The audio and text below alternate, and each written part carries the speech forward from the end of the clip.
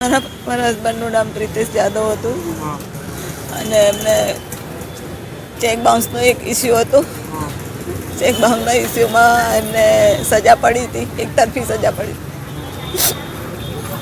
અને અમે એમને કીધેલું મકાન માલિકને કે અમે તને પૈસા આપી દઈશું, તું ચેક ના નાખીશ. તે છતાં બી એણે ચેક નાખ્યો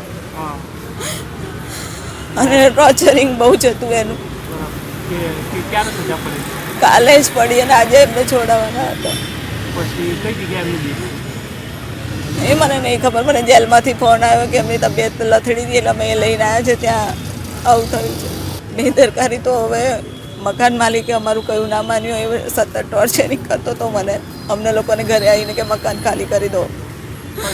એમની એ બીમાર હતા. અમે બધે જ એમના મેડિકલ સર્ટિફિકેટ રજૂ કર્યા છે, તે છતાં બી એમને લઈ ગયા, જેલમાં લઈ ગયા. અમે કીધું કે એ સ્ટેબલ નથી, એમની તબિયત નથી સારી, તે છતાં બી એમને જેલમાં લઈ ગયા.